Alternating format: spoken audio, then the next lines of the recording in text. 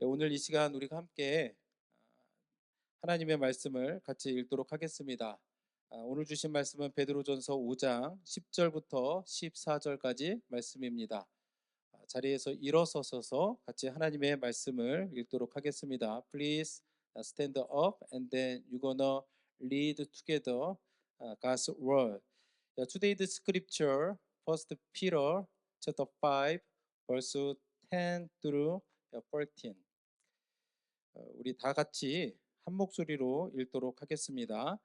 모든 은혜의 하나님 곧 그리스도 안에서 너희를 부르사 자기의 영원한 영광에 들어가게 하시니까 잠깐 고난을 당한 너희를 친히 온전하게 하시며 굳건하게 하시며 강하게 하시며 털을 견고하게 하시리라. 권능이 세세 무궁하도록 그에게 있을지어다. 아멘. 내가 신실한 형제로 아는 실로아노로 말미암아 너희에게 간단히 써서 권하고 이것이 하나님의 참된 은혜임을 증언하노니 너희는 이 은혜에 굳게 서라. 택하심을 함께 받은 바벨론에 있는 교회가 너희에게 문안하고 내 아들 마가도 그리하느니라. 너희는 사랑의 입맞춤으로 서로 문안하라. 그리스도 안에 있는 너희 모든 이에게 평강이 있을지어다. 아멘. 자리에 앉아 주시길 바랍니다. 제가 2월부터 베드로 전서의 말씀을 가지고 함께 말씀을 나누었는데 오늘 베드로 전서의 그 마지막 말씀을 가지고 함께 나누게 됨을 하나님께 감사드립니다. 우리가 신앙의 삶을 살면서 믿음을 지키며 사는 일을 생각해 보면 이것이 운동선수와 좀 비슷하다라는 생각을 하게 됩니다. 그래서 사도 바울도 믿는 자들을 향해서 믿음의 주요 온전케 하시는 이인 예수를 바라보고 인내하며 믿음의 경주를 끝까지 잘 하라고 히브리서 12장에서 이제 권면하고 있는데, 여러분들이 운동선수라면 경주를 앞두고 있는 운동선수라면 그의 목표는 무엇이 될까요? 어떤 것이 그 삶의 운동 경기를 앞두고 있는 운동선수의 목적이겠습니까? 물론 좋은 성적을 거두는 것도 있겠지만 무사히 결승선을 통과하는 것, 그것이 모든 운동선수들의 목표라고 생각을 합니다. 1986년도에 뉴욕 마라톤 대회가 있었습니다. 그 해에 약 2만 명이 참가했다고 합니다. 많은가요? 근데 작년에는 5만 3천 명이 넘는 사람들이 뉴욕 마라톤 대회에 참가했다고 하는데 1986년도에 가장 주목을 받은 사람이 있었다고 합니다. 그 사람이 누구였을까요? 일반적으로 우리가 마라톤 대회 하면 누가 스팟라이트를 받습니까? 1등한 사람이 꽃다발도 받고 뭐 머리에 뭐 그 월계관이라고 하죠. 그런 것도 받고 막 축하도 받고 하는데 그 해에는 1등을 한 사람이 아니라 꼴등을 한 사람이 가장 주목을 받았다고 합니다. 왜 그랬을까요? 꼴등을 한 사람이 기록이 그렇게 좋지도 않아요. 그 사람은 밥 윌랜드라고 하는 사람인데 그의 기록이 무려 98시간 48분 17초였다고 합니다. 어쩌면 이 자리에 있는 분들도 도전하시면 이 기록보다 나을 수도 있겠다라는 생각을 합니다. 그렇게 좋지 못한 기록인데도 불구하고, 그리고 꼴찌로 결승선을 통과했는데도 불구하고 그가 가장 많이 주목을 받은 이유는 무엇 때문일까요? 한번 영상을 보도록 하겠습니다. And far behind, very far behind, Bob Weiland. Bob is a Vietnam vet who lost his legs to a mortar mine in 1969. But he has the courage to start. The entire field would pass him, all 19,413 of them, and Bob would press on. No question, he will finish. He finished his marathon in 98 hours, 48 minutes, and 17 seconds. Race director Fred Lebow said Bob Weiland set a world record for the slowest marathon ever run. Bob Weiland, a man with no limitations. Next time we complain about sore leg muscles, think of Bob Weiland.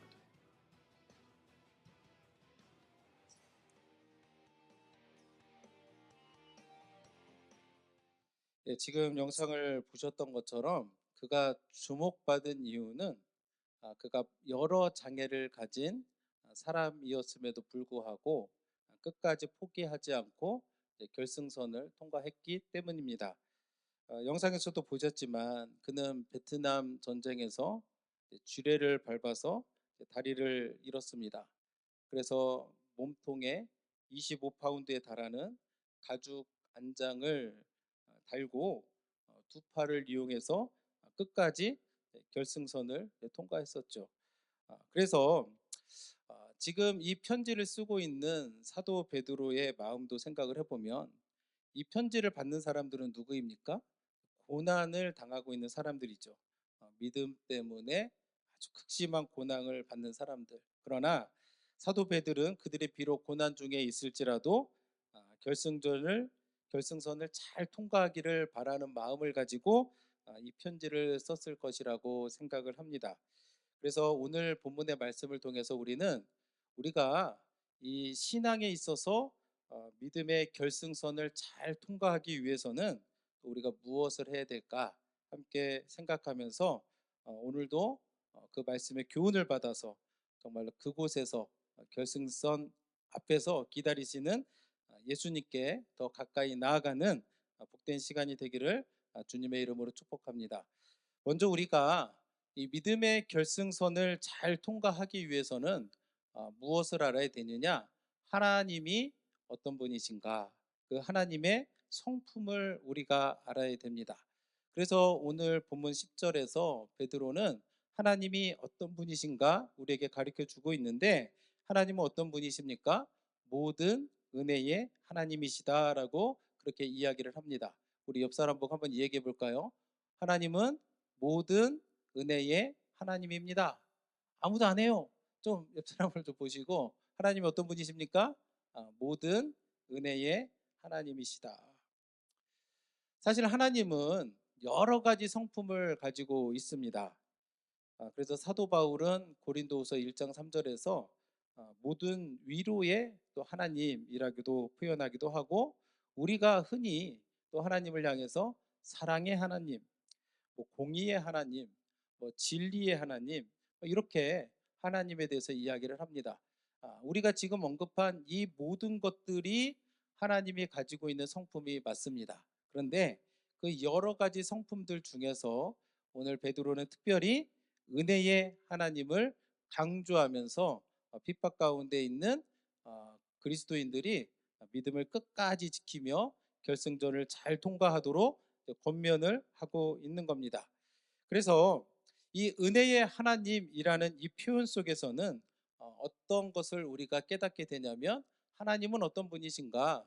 우리에게 은혜 베풀기를 원하시는 하나님이라고 하는 것을 우리는 깨닫게 됩니다. 그래서 민수기 6장 25절 말씀에서도 보면은 여호와는 그의 얼굴을 내게 비추사 은혜 베푸시기를 원하며 하나님이 어떤 분이세요? 우리에게 은혜 베푸시기를 원하시는 하나님이시다라고 말씀합니다. 여러분들 믿으십니까? 예, 믿으시면 하나님께서 오늘도 우리에게 풍성한 은혜를 베풀어 주실 줄로 믿습니다. 우리가 성경의 마지막 부분을 보면은 요한계시록 22장 1절입니다. 그럼 뭐라고 나와 있냐면 주 예수의 은혜가 모든 자들에게 있을지어다. 아멘.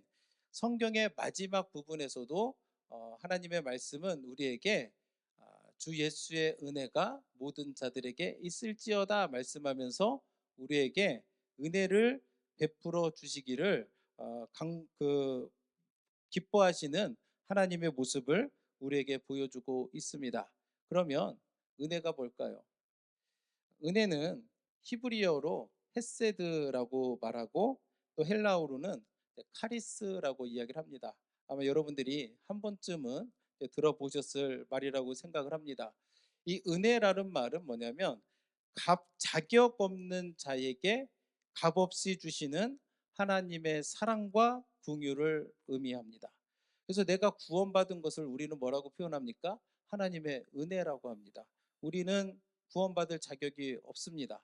우리의 행위나 노력을 통해서 내가 하나님의 자녀가 된 게 아니잖아요.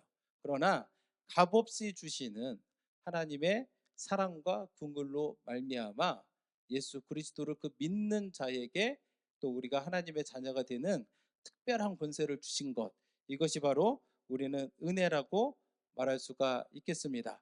그래서 제가 앞서서 말했던 것처럼 우리가 은혜하면 우리는 일반적으로 나를 죄에서 건져주신 구원의 은혜를 떠올리기가 쉽습니다.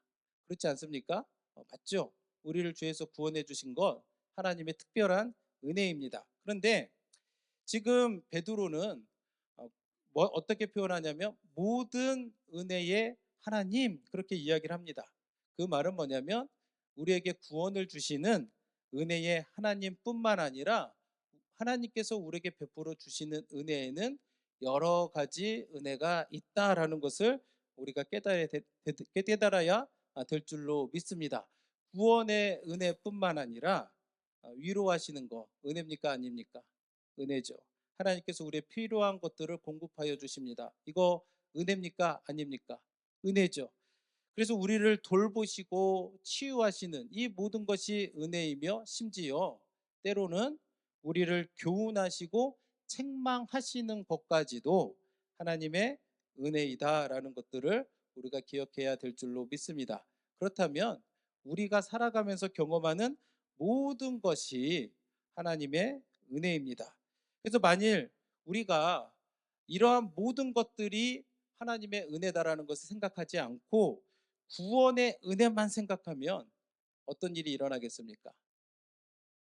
구원의 은혜만 생각하면, 구원의 은혜만 강조하면 무슨 일이 일어날까? 저는 어릴 적부터 하나님의 말씀을 배우면서 자랐습니다. 자라다 보니까 여러 가지 죄의 유혹을 받아요.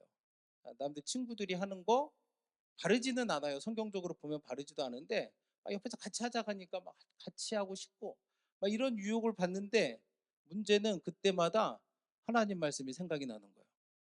그래가지고 그렇게 막 살지를 못했거든요. 그러다 보니까 마음속에 좀 약간 아쉬움이 있는 거예요. 가끔 교회에서 보면은 나이가 많으신 분들이 딱 나와서 예수님을 영접하고 하나님의 자녀가 되는 것을 딱 보면 무슨 생각이 드냐면 부럽다, 이런 생각이 드는 겁니다. 여러분들도 그런 마음 가지신 적 있으신가요? 오늘날에도 저는 저만 그런 줄 알았는데 들어보니까 많더라고요. 그래서 많은 그리스도인들이 좀 유식한 말로 예수님 우편에 있는 강도를 엄청 부러워한다는 거예요. 왜 그 사람이 부러울까요? 무슨 말인지 다 아시죠? 예. 우리가 왜 우측 강도를 부러워할까? 왜냐하면 우리가 은혜에 대한 생각이 너무 좁기 때문에 그런 겁니다. 오늘 우리가 함께 찬양했었던 은혜라는 곡을 여러분들이 참 좋아하실 거라고 생각을 합니다. 저도 그 은혜라고 하는 찬양 곡의 가사를 보면 마음에 큰 감동이 있습니다. 그 은혜라는 가사 1절을 보시면 내가 누려왔던 모든 것들이, 내가 지나왔던 모든 시간이, 내가 걸어왔던 모든 순간이 당연한 것 아니라 은혜였어. 모든 것이 하나님의 은혜였음을 이야기합니다. 계속해서 아침 해가 뜨고 저녁의 노을, 봄의 꽃향기와 가을의 열매, 변하는 계절의 모든 순간이 당연한 것 아니라 은혜였소라고 합니다. 2절에서도 내가 이 땅에 태어나 사는 것, 어린아이 시절과 지금까지 숨을 쉬며 살며 꿈을 꾸는 삶, 당연한 것 아니라 은혜였소. 내가 하나님의 자녀로 살며 오늘 찬양하고 예배하는 삶, 복음을 전할 수 있는 축복이 당연한 것 아니라 은혜였소라고 고백을 합니다. 그러면서 후렴에서는 모든 것이 은혜였다고 합니다. 그냥 은혜가 아니라 한없는 은혜라고 그렇게 이야기를 합니다. 그러면서 내 삶에 당연한 건 하나도 없었다. 그 모든 것이 하나님의 은혜였었다라고 고백을 합니다. 여러분들도 이 시간에 모든 은혜의 하나님을 우리가 믿음으로 고백함으로 모든 은혜의 하나님이 우리에게 베푸시는 그 은혜를 받기를 예수님의 이름으로 축복합니다. 그래야 우리가 이제 결승점을 잘 통과할 수가 있는 것입니다. 두 번째, 마지막 결승선을 잘 통과하기 위해서 우리가 또 알아야 되는 두 번째는 뭐냐면 하나님의 부르심을 우리가 알아야 될 줄로 믿습니다. 10절 말씀을 다시 보시면 모든 은혜의 하나님 그 그리스도 안에서 너희를 부르사 자기의 영원한 영광에 들어가게 하시니가 라고 그렇게 말씀합니다. 모든 은혜의 하나님이 여러분들을 부르셨습니다. 믿으십니까? 여러분들이 지금 이 자리에 있는 것도 내가 생각하기엔 내가 판단해서 온 것 같지만 하나님이 여러분들을 부르셨기 때문에 이 자리에 있는 것입니다. 믿으십니까? 하나님은 왜 우리를 부르셨을까? 성경은 우리가 영원한 영광에 들어가게 하시기 위해서 우리를 부르셨다라고 말씀합니다.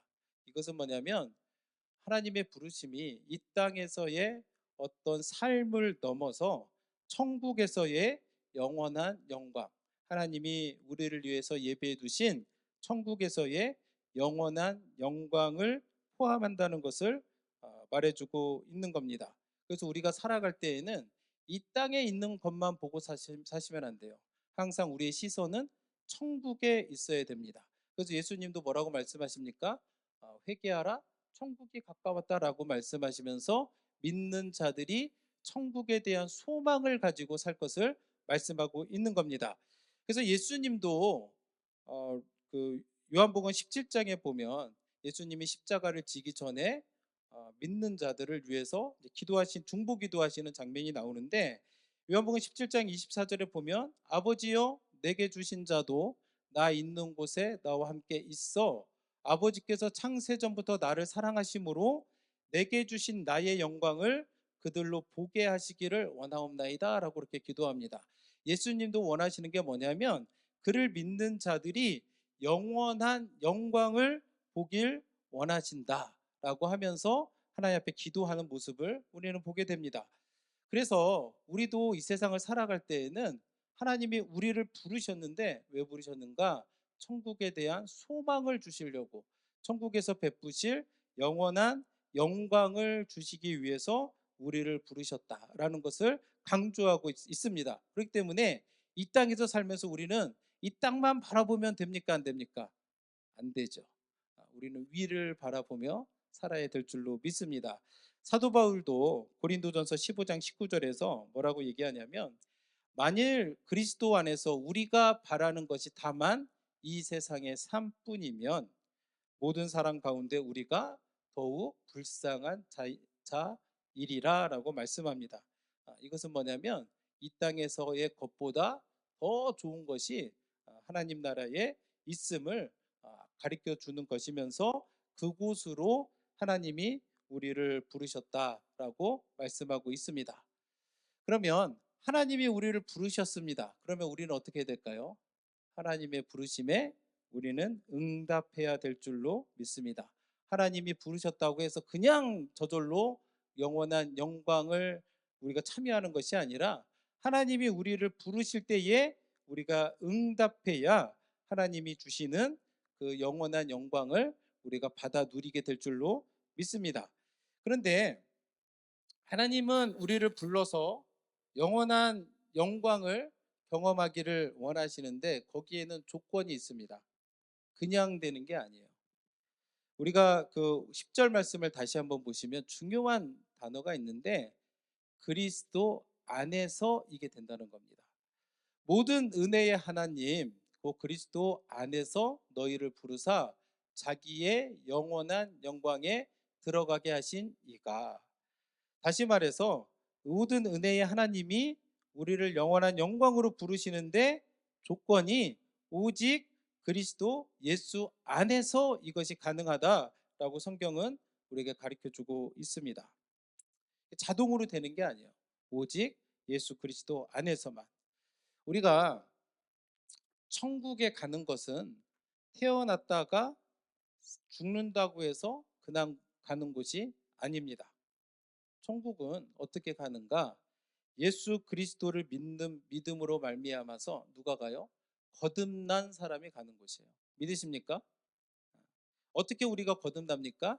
예수 그리스도 안에서 그리스도를 믿는 믿음으로 말미암아서 우리가 거듭날 수가 있는 겁니다.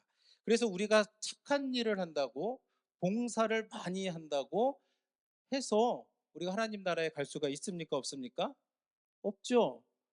요한복음 14장 6절에서도 예수님이 분명하게 말씀하시는 것은 뭐냐면 내가 곧 길이요 진리요 생명이니 나로 말미암지 않고는 아버지께로 올 자가 없느니라라고 그렇게 이야기를 합니다. 예수님이 그 길을 만들기 위해서 무슨 일을 하셨습니까? 십자가를 지고 계신 거예요. 십자가에서 피를 흘리시고 우리를 위해서 그 길을 만들어 주셨기 때문에 우리는 다른 방법이 아니라 오직 그리스도를 믿는 그 십자가의 은혜를 통해서만 하나님 나라에 갈 수 있다라는 것들을 우리가 깨달아 알아야 될 줄로 믿습니다. 믿으십니까? 천국에 대한 이제 농담이 있습니다. 저도 한영숙 장로님이 하시는 얘기를 듣긴 했는데 사람들이 천국에 가면 놀라는 게 뭐냐면 당연히 있을 줄 알았던 사람이 안 보인다는 거예요. 그러니까 우리가 생각하면 당연히 있을 줄 같은 저 같은 목사님이나 뭐 안수 집사님이나 뭐 교회의 직분자들을 생각하면 당연히 천국에 올 줄 알았는데 안 보인다는 거예요. 또 두 번째 놀라는 게 있다고 합니다. 당연히 못 올 줄 알았는데 보니까 있다라는 거예요. 평소에 저 사람을 보니까 저 사람 안 될 거야, 안 될 거야라고 나 맘대로 판단을 했었는데 보니까 딱 있는 거예요. 깜짝 놀랐다는 거예요. 이 농담이 주는 교훈이 무엇이겠습니까? 이 농담이 주는 교훈은 하나님 나라에 들어가는 것은 어떤 직분이나 사람의 겉모습을 통해서 가는 것이 아니라 오직 예수 그리스도를 믿는 믿음으로 갈 수 있다라는 것입니다. 내가 아무리 교회에서 봉사를 많이 하고 막 그럴듯한 말을 많이 해도 내 마음에 그리스도를 믿는 그 고백이 없으면 안 된다는 거예요. 그렇기 때문에 우리가 항상 기억해야 될 것은 뭐냐면 그리스도 안에서만 우리가 이것을 할 수 있다. 그래서 우리가 항상 그리스도 안에 머물기를 주님의 이름으로 축복합니다. 아멘. 사람들이 가끔 화가 나면 틱 하는 소리가 뭐예요? 나 교회 안 나가? 나 교회 안 나가? 이게 제일 어리석은 일이에요. 제일 어리석은 일.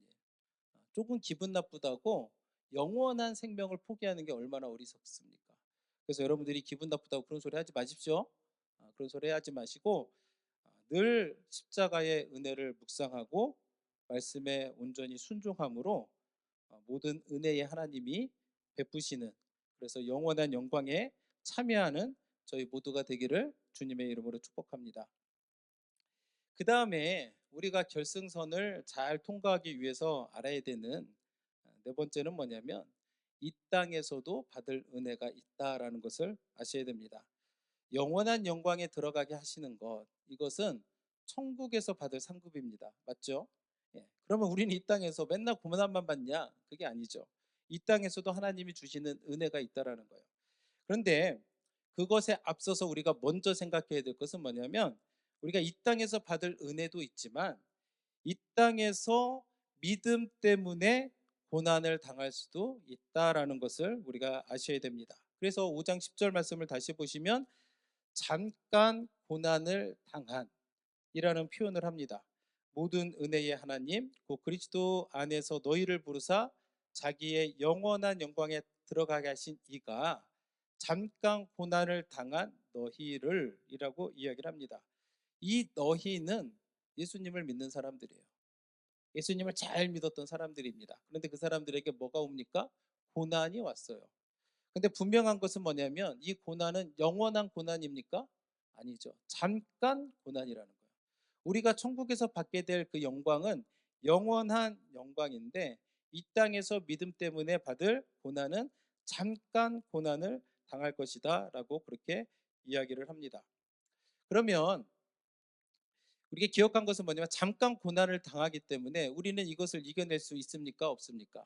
이겨낼 수가 있는 것입니다. 또 하나는 우리가 잠깐 고난을 당할지라도 이 고난을 우리가 잘 대처하면 어떻게 되느냐? 이것이 우리를 더 성숙하게 만들고 우리에게 유익이 된다. 그러니까 하나님이 왜 잠깐 고난을 주시는가? 때로는 그것이 우리에게 유익을 주기 위해서 하나님께서는 우리에게 고난을 허락하신다라는 것을 알아야 될 줄로 믿습니다. 로마서 8장 28절 말씀에 보시면 우리가 알거니와 하나님을 사랑하는 자 곧 그의 뜻대로 부르심을 입은 자들에게는 모든 것이 합력하여 선을 이루느니라. 아멘. 여러분들 믿으십니까? 모든 것, 이 모든 것 안에는 좋은 것들만 있겠습니까?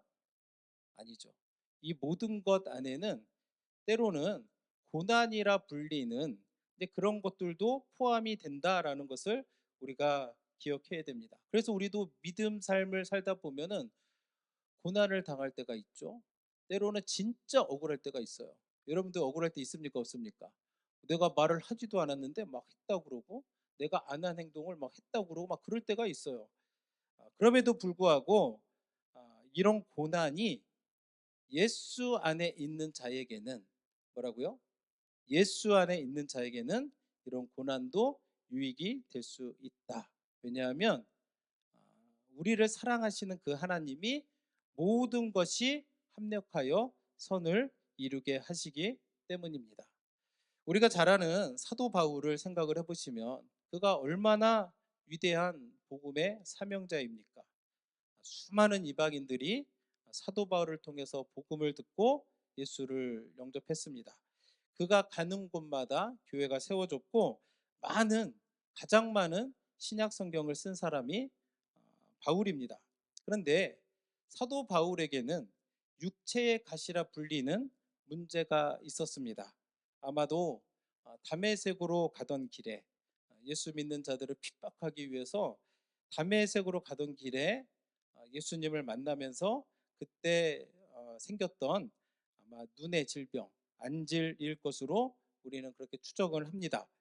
그것이 얼마나 큰 고통을 주었던지 바울은 그것을 뭐라고 부르냐면 사탄의 사자를 내게 주셨다라고 그렇게 이야기를 합니다. 그가 복음에 헌신된 사람으로서 얼마나 그 복음을 전하는데 이 안질이 그를 괴롭혔는지 그것을 사탄의 사자라고 이야기하는 거예요. 그래서 바울이 어떻게 하냐면 그것이 내게서 떠나가게 해달라고 3번씩이나 간구했다고 합니다. 여러분이 생각을 해보시면 이 3번 간구할 때 바울이 대충 간구했겠습니까?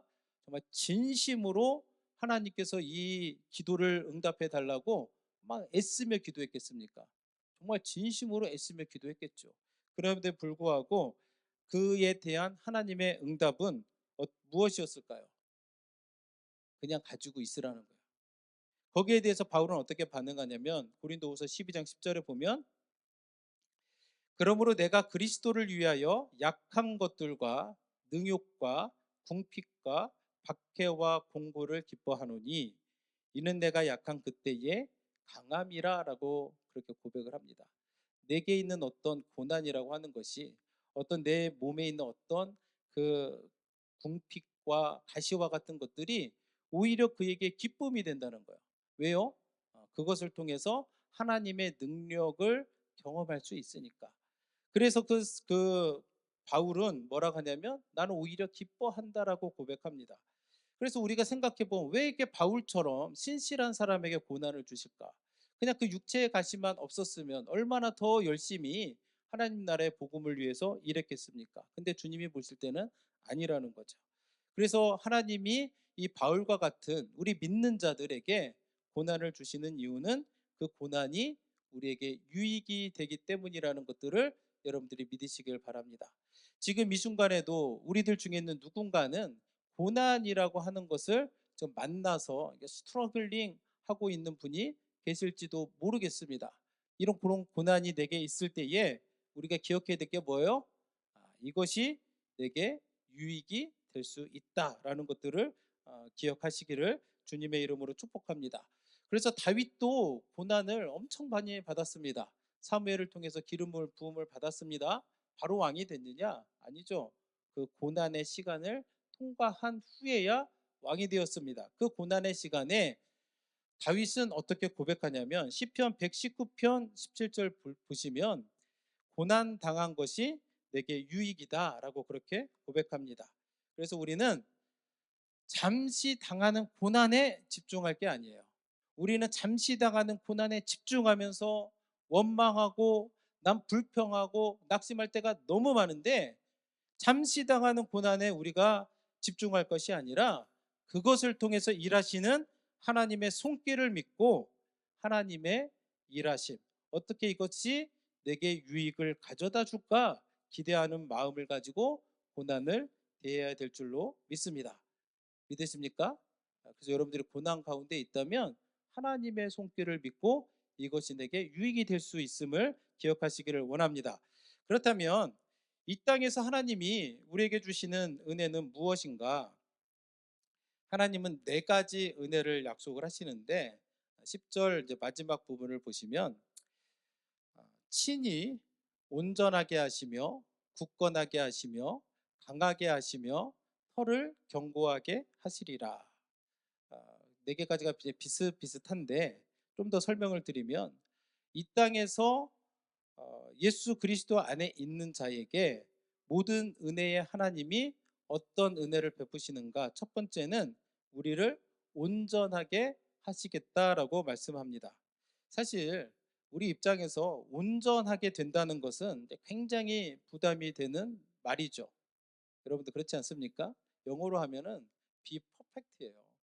우리가 다 부족함이 있고 그 연약함이 있기 때문에 우리는 그 말을 들으면 약간 부담이 됩니다. 그럼에도 불구하고 하나님은 우리에게 어떤 은혜를 약속하시냐면 우리를 온전하게 해주시겠다라고 그렇게 이야기를 합니다. 하나님은 왜 이렇게 말씀하실까요? 우리 부족한 거 아시는데 하나님도 나의 연약함을 알잖아요. 나의 부족함을 알잖아요.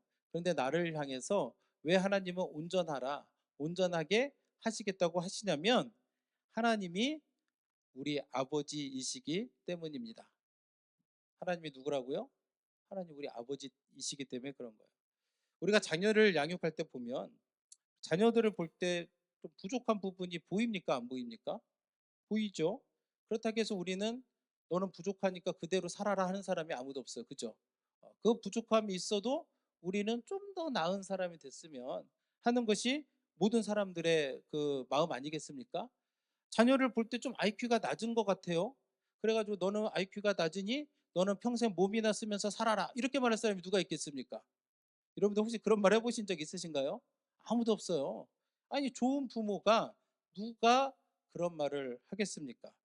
부족한 부분이 있어도 좀 나아지는 하나님의 마음이 그렇다는 거예요. 왜요? 우리 아버지 되시기 때문에 하나님이 우리가 가진 여러 연약함에도 불구하고 하나님은 우리가 온전하게 되시기를 원하신다라고 그렇게 말씀하십니다. 그래서 우리가 믿음을 지키며 사는 사람들에게 주시는 하나님의 은혜가 뭐냐면 우리를 온전하게, 우리가 하나님처럼 온전하게 되는 게 아니에요. 우리 수준에서 하나님이 우리를 온전하게 해주신다라고 그렇게 말씀을 합니다. 두 번째 은혜는 우리를 굳건하게 하시겠다라고 말씀하십니다. 굳건하게 하신다는 것은 뭐냐면 고정시킨다는 거예요. 고정. 우리가 배가 바다에 이렇게 출렁일 때 무엇을 합니까? 닻을 내려서 고정을 시키죠. 그런 것처럼 하나님께서 우리를 고정시켜서 흔들리지 않도록 세워주신다라고 말씀합니다. 왜 이것이 우리에게 은혜일까요? 왜냐하면 우리가 흔들릴 때가 많아서 그래요. 우리가 이 세상을 살다 보면 내가 예수 그리스도를 믿음으로 고백했습니다. 그래서 여러분들이 유혹을 안 받습니까? 유혹에 여러분들 마음이 흔들릴 때가 없습니까? 우리는 너무나도 많은 순간 자꾸 흔들린단 말이에요. 그렇기 때문에 하나님은 우리를 고정시켜 주시겠다. 지난 시간에 우리가 마귀 대적에 대해서 하나님의 말씀을 나누었습니다. 기억이 나시나요? 마귀 대적은 우리를 어떻게 한다고요? 철저하게 연구한다고 그랬죠. 철저하게 연구해서 우리의 약한 부분을 유혹하고 이제 공격합니다. 그러다 보니까 우리는 흔들리기 쉽단 말이에요. 그런데 하나님이 우리에게 이 땅에서 베푸시는 은혜가 뭐냐? 그런 상황 가운데 우리가 다 놓여 있을지라도 하나님이 고정시켜 주신다는 거예요. 누가요? 하나님이. 하나님이 우리를 고정시켜 주시니까 우리는 세상의 풍파와 유혹에 흔들리겠습니까? 아니겠습니까? 아니죠. 그런 은혜를 하나님께서 우리에게 주신다고 말씀하십니다. 그리고 세 번째는 강하게 하시겠다. 강하다는 것은 뭐냐면 활력이 있는 거예요. 에너지가 넘치는 그러한 모습으로 우리를 도우시겠다고 합니다. 이런 활력이 있어야 우리가 하나님의 일도 잘 감당할 수 있는 거 아니겠습니까? 예. 그래서 활력을 주시되 특히 하나님이 주시는 활력은 이런 겉모습이 아니라 속사람을 강하게 하는 거예요. 속사람을 강하게 해서 시험과 유혹을 만날지라도 어떤 어려움이 만날지라도 하나님이 주신 사명을 감당하기에 부족함이 없도록 하나님이 우리를 강하게 하시고, 마지막 네 번째 하나님께서 베푸시는 은혜는 뭐냐면 터를 견고하게 하시겠다라고 말씀합니다. 집을 살 때 제가 들었던 얘기는 집이 오래된 집이라도 터가 좋으면 그 집은 사도 된다라는 말을 많이 들었습니다. 맞나요? 예. 오래된 집이라 할지라도 파운데이션이 좋으면은 그 집은 좋은 집이다라는 이야기를 들었습니다. 근데 반면에 아무리 멋있고 정말 화려하게 지은 집이라도 터가 무너지면 그 집은 어떻게 되겠습니까? 결국 무너질 수밖에 없는 거죠. 저는 우리 교회 이름이 반석교회입니다. 영어권 분들은 반석이 뭐냐? 스톤이죠. 락이라고 하는 뜻인데 반석 위에 지은 집은 결코 무너지지 않는다 말씀합니다. 그래서 저는 우리 교회가 정말 하나님이 터를 견고하게 하셔서 정말 주님 부르시는 그때까지 하나님께서 맡겨주신 그 사명을 끝까지 감당하는 교회가 되기를 주님의 이름으로 축복합니다. 18세기 영국은 세계 선교의 중심이었습니다. 그렇게 할 수 있었던 것이 뭐냐면 교회의 터가 살아 있었기 때문에 그런 거예요. 그래서 우리가 이름만 들으면 아는 윌리엄 캐리, 인도에 가서 그 선교를 했었던 사람이고, 중국 선교의 아버지라 불리는 허드슨 테일러와 같은 위대한 선교사들을 영국에서 많이 배출했는데 오늘날에는 어떻습니까? 교회의 터가 무너져 버렸거든요. 교회의 터가 무너져 버리니까 오늘날에는 오히려 선교를 해야 되는 곳으로 바뀌었음을 우리는 기억해야 될 줄로 믿습니다. 그렇기 때문에 우리가 베드로가 언급한 이 네 가지 은혜를 기억하면서 우리가 우리의 신앙의 삶을 우리가 승리하며 살아가야 될 줄로 믿습니다. 그래서 베드로도 12절 말씀에서 그 네 가지에 대해서 이것이 하나님의 참된 은혜임을 증언하노니 너희는 이 은혜에 굳게 서라라고 베드로는 권면합니다. 여러분들도 이 은혜 위에 굳게 서시기를 주님의 이름으로 축복합니다. 마지막으로 베드로는 베드로 전서를 마무리하면서 두 명의 동역자에 대해서 언급을 합니다. 그가 동역자에 대해서 언급을 했다라는 것은 뭐냐면 혼자 사역한 것이 아니라는 거예요. 베드로가 사역했을 때에는 혼자 사역한 것이 아니고 여러 믿음의 동역자들이 있었다라는 것을 알아야 됩니다. 그래서 오늘날에도 우리가 교회에서도 혼자 있으면은 안 좋아요. 함께 동역하는 것이 하나님이 일하시는 방법이라는 것을 알아야 됩니다. 그래서 첫 번째 베드로가 언급하는 사람은 실루아노입니다. 12절에 보면 내가 신실한 형제로 아는 실루아노로 말미암아. 우리에게는 신라라는 이름으로도 잘 알려져 있습니다. 바울과 동역했었던 사람이고 2차 선교 여행을 함께 했었던 사람입니다. 5절 12절 말씀에 보면은 실루아노로 말미암아 너희에게 간단히 써서 권하고. 무슨 말일까요? 우리가 일반적으로 베드로 전서는 누가 썼다고 알려져 있습니까? 베드로가 썼다고 했습니다. 근데 여기 보면은 실루아노로 말미암아 너에게 간단히 써서 보냈다라고 이야기합니다. 이것은 뭐냐면 베드로는 글을 쓸 줄 몰랐습니다. 그는 갈릴리 어부였기 때문에 글을 쓰지를 못했습니다. 그러니까 베드로가 옆에서 말을 해주면 그 말을 누가 들었습니까? 실루아나가 듣고 그리고 그것을 편지를 써서 보내주었다라는 것을 이 서신서에서 밝히고 있습니다. 실루아노는 바울과 같은 로마 시민권자이고 바울과 동역했었던 사람이고 초대교회의 지도자였지만 글을 쓸 줄 모르는 갈릴리 어부 베드로를 도와서 글을 대신 써주는 그런 아름다운 그 모습을 보여주고 있습니다. 자신을 드러내거나 높이를 하지 않습니다. 자기도 신라전서 같은 거 쓰면 그런 마음이 있었을지도 모르겠는데 그런 욕심이 없었다는 거예요.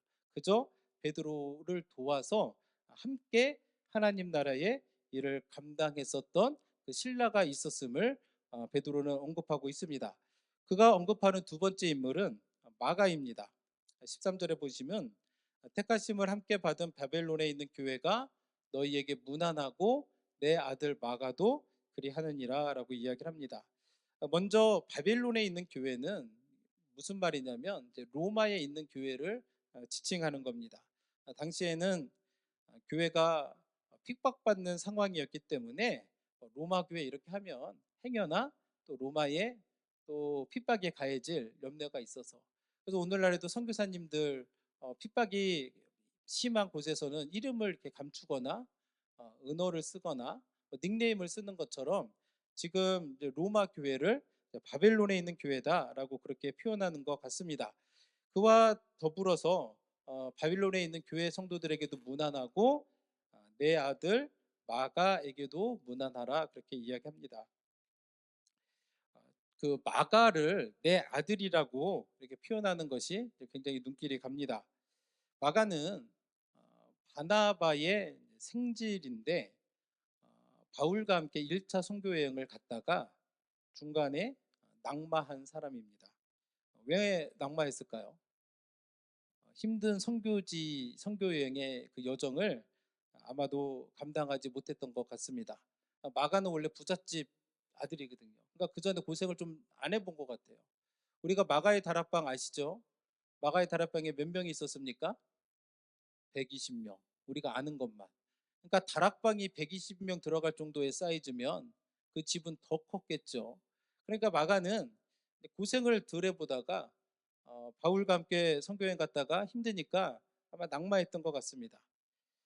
그로 인해서 바울이 두 번째 선교여행을 갈 때에 마가를 데리고 가는 것을 거부합니다.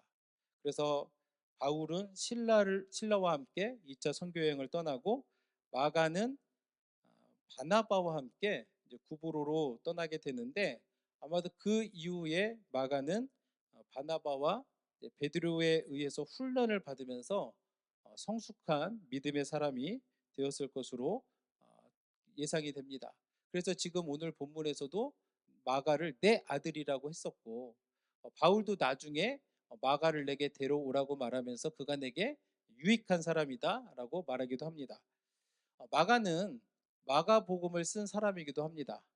우리가 잘 아는 마태복음, 마가복음, 누가복음 할 때에 이 마가복음을 쓴 사람인데 마가는 예수님의 제자가 아니에요. 우리가 마가복음을 썼기 때문에 우리가 흔히 예수님의 12제자 하면 마태, 마가 이렇게 말하기가 쉬운데 아니라는 거예요. 근데 예수님의 제자도 아니면서 어떻게 마가는 마가복음을 썼을까요? 그 비결은 베드로의 이야기를 듣고 마가복음을 쓴 겁니다. 그러니까 베드로는 마가와 함께 동역했었던 것들을 생각하면서 마가에게도 문안하라라고 하면서 그를 마무리하는 모습을 보게 됩니다. 그래서 우리가 말씀을 정리하자면 우리가 믿음의 그 결승선을 잘 통과하려면 어떻게 해야 됩니까? 모든 은혜의 하나님을 알고 그가 우리를 하나님의 영원한 영광으로 부르셨음을 알고 더 중요한 것은 이 모든 것이 오직 그리스도 예수 안에서만 가능하다라는 것을 우리가 깨달아야 될 줄로 믿습니다. 우리가 이 땅에서 잠깐 고난을 당할지라도 당하는 것은 잠깐이고 때로는 그 고난이 우리에게 유익이 될 수도 있고 그리고 이 땅에서 베푸시는 네 가지 은혜 우리를 온전케 하시고 굳건케 하시고 강하게 하시며 털을 견고하게 하시는 그 모든 은혜가 오늘 이 자리에 있는 우리 모두에게 부어지기를 예수님의 이름으로 축복합니다. 우리 이 시간 다 같이 마지막 찬송 자리에서 일어나셔서 오직 예수뿐이네 함께 찬송하며 나아가도록 하겠습니다.